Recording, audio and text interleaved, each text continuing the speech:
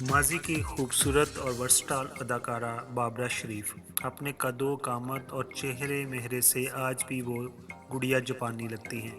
On screen और of screen धूम मचाने वाली अदाकारा आज फिल्मी पर्दे पर तो नज़र नहीं आती, लेकिन फैशन शोज़, अवार्ड्स की तकरीब और टीवी शोज़ में अक्सर नज़र आती हैं।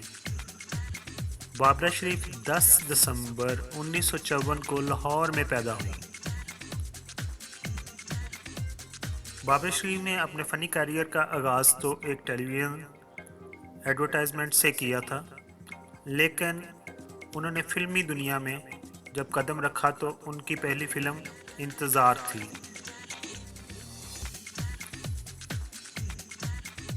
उनको जिस फ़िल्म से शोहरत मिली उस फ़िल्म का नाम था मेरा नाम है मोहब्बत। इस फ़िल्म में उनके साथ हीरो थे गुलाम मोहिउद्दीन, और ये ऐसी फ़िल्म है जिसकी चाइना में भी नुमाइश की गई।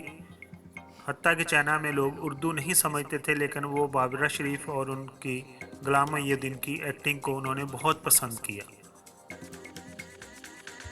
बाबरा शरीफ की बहनें जो थीं वो ऑलरेडी पाकिस्तान टेलीविज़न पर काम कर रही थीं, और एक दफ़ा उनको किसी प्रोड्यूसर ने 1972 में कहा कि आप भी ड्रामा में काम करें, लेकिन वो ड्रामों से भागती थी। लेकिन 1972 में ही टेलीविज़न पर एक वॉशिंग पाउडर के इश्तिहार के लिए उन्हें मॉडलिंग की ऑफ़र हुई, और यही इश्तिहार उनका तारुफ बन गया।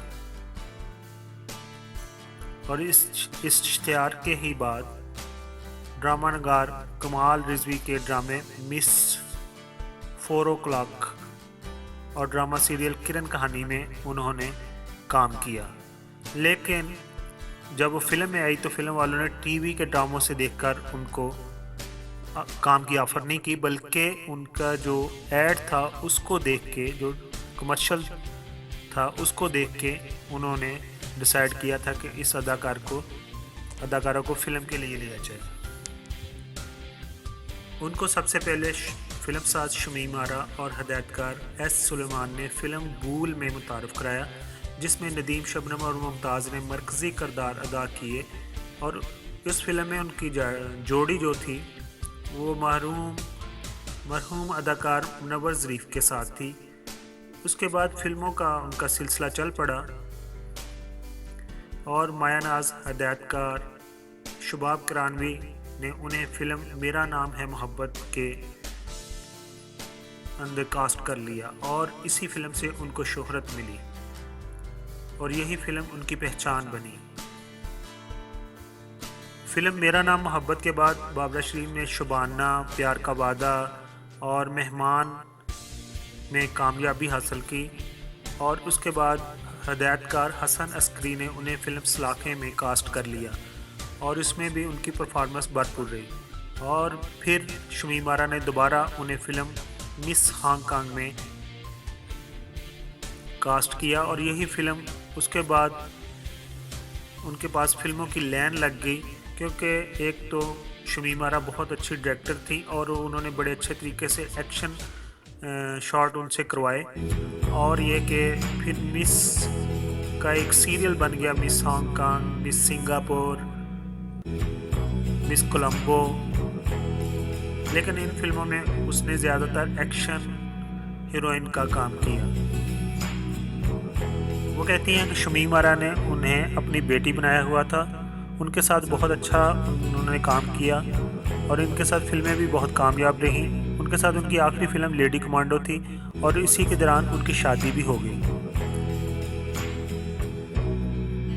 और इस तरह शादी के बाद उन्होंने फ़िल्मों में काम कर दिया, और उनके मज़ीद काम ना करने का भी उन्होंने इरादा कर लिया।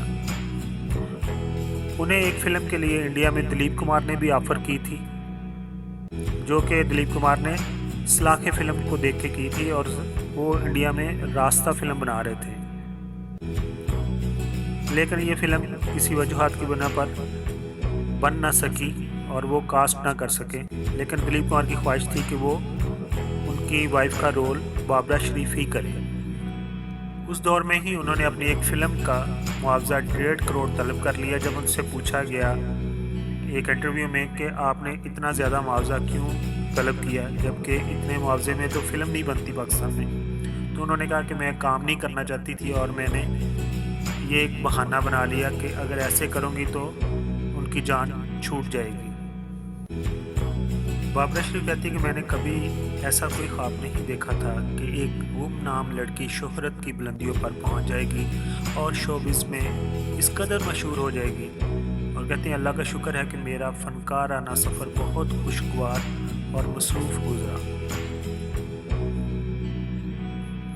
उनकी शादी अदाकार शाहिद से हुई और ये शादी सिर्फ 2 महीने रही और उनका कहना है कि उस वक़्त वो नादान थी और शादी भी नादानी ही का नतीजा कह लें, क्योंकि अभी उसने अपना कैरियर शुरू ही किया था और शादी के बंधन में बंध गई। ताहम इस शादी के बाद उनके कैरियर की सही मायनों में इब्तिदा हुई, यानी शादी का ख़त्म होना उनके लिए बेहतर साबित हुआ। और वो कहती हैं उसके बाद उन्होंने दूसरी शादी नहीं की। वो कहती हैं कि इंसान को अपनी सोच मिस्बत रखने की ज़रूरत है और हर मामले में अल्लाह की कोई मसलत होती है, और जब आप ये सोचना शुरू कर देते हैं तो ज़िंदगी आसान हो जाती है। ज़िंदगी रो कर गुजार लो या हंस कर, तो क्यों ना मैं ज़िंदगी को खुशगवार अंदाज में गुजारूं। आखिर कोई कितना जी सकता है, मैं कितनी देर ज़िंदा रह सकती हूँ, 80 साल, 90 साल, या हो सकता है कि कल ही इस दुनिया से रुखसत हो जाऊँ। तो जब सब ने दुनिया से जाना ही है तो इंसान किस चीज़ पर नाज करता है। और किसी ने क्या खूब बात कही है कि अच्छा या बुरा वक़्त कट ही जाता है, यानी गम और खुशी मुसलसल रहने वाली चीज़ नहीं। तो इंसान किस चीज़ पर तकब्बर करता है या गमों का रोग लगा बैठता है। मैंने ज़िंदगी में बहुत कुछ हासिल किया है, कोई पछतावा नहीं, खुश और मुतमिन हूँ और यही मेरी ज़िंदगी का हासिल है। बाबरा शरीफ को जानवरों से भी बहुत ज़्यादा मोहब्बत है। उन्होंने एक शेरनी का बच्चा गोद लिया हुआ है और इसी तरह एक तोता ऑस्ट्रेलियन भी उन्होंने रखा हुआ है जिसका नाम उन्होंने मैंगो रखा हुआ है। बाबरा शरीफ कहती हैं कि मुझे कोई स्क्रिप्ट या किरदार पसंद आ जाए या मेरा फ़िल्म में काम करने का दिल चाहे तो ज़रूर करूँगी आइंदा भी, और अपने परस्तारों के दिलों में शायद मैं आज भी मौजूद हूँ और वो मुझे पर्दा स्क्रीन पर देखने के ख्वाहिशमंद हैं। जी हाँ, अगर आप बाबरा शरीफ अगर दोबारा फिल्मों में काम करेंगे या ड्रामों में काम करेंगे तो यकीनन उनके परस्तारों उसको पसंद करेंगे। और इस तरह जो लेजेंड अदाकार हैं वो नए अदाकारों के लिए एक उस्ताद का दर्जा रखते हैं और नए अदाकार उनसे सीख भी सकेंगे। Thank you so much.